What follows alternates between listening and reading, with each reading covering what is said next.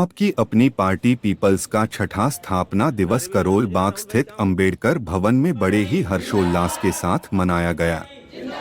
इस मौके पर कई सौ लोग एकत्रित थे, जहां सबसे पहले कैंडल जलाकर और संविधान पर पुष्प वर्षा कर कार्यक्रम का शुभारंभ किया गया।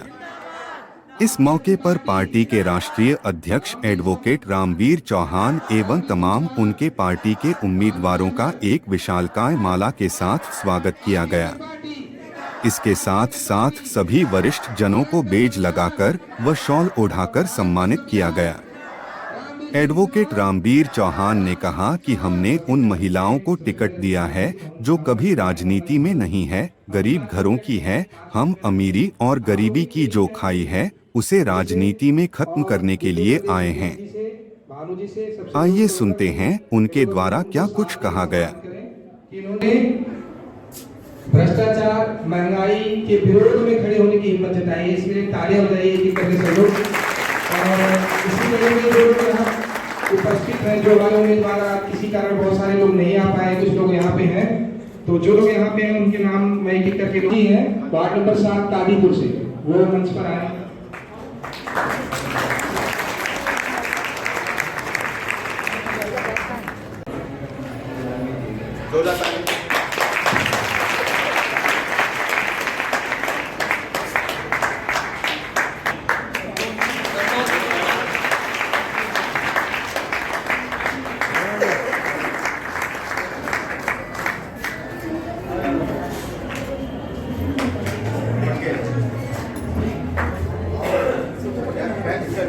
हाँ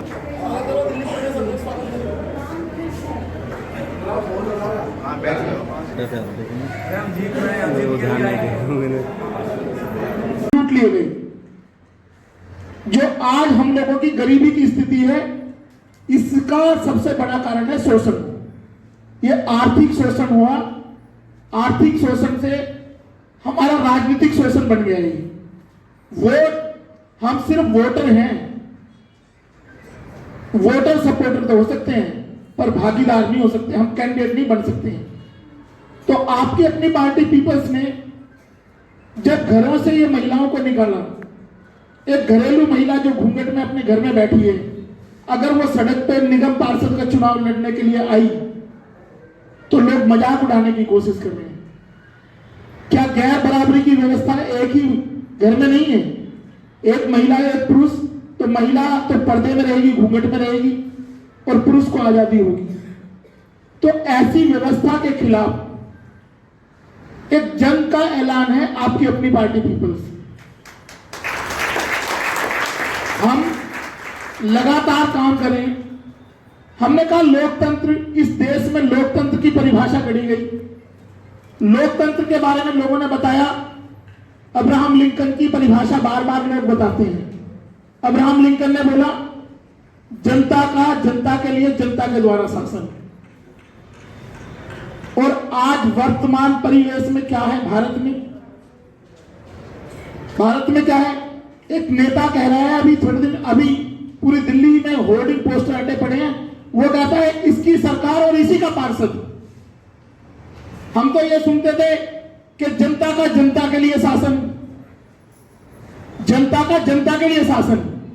और आप जो दिल्ली में शासन करने वाले लोग हैं वो कहते हैं केजरीवाल की सरकार, केजरीवाल का पार्षद। आप लोग किसी आदमी की गुलामी, ये जो भारत में राजनीति का अधिनायकवाद है।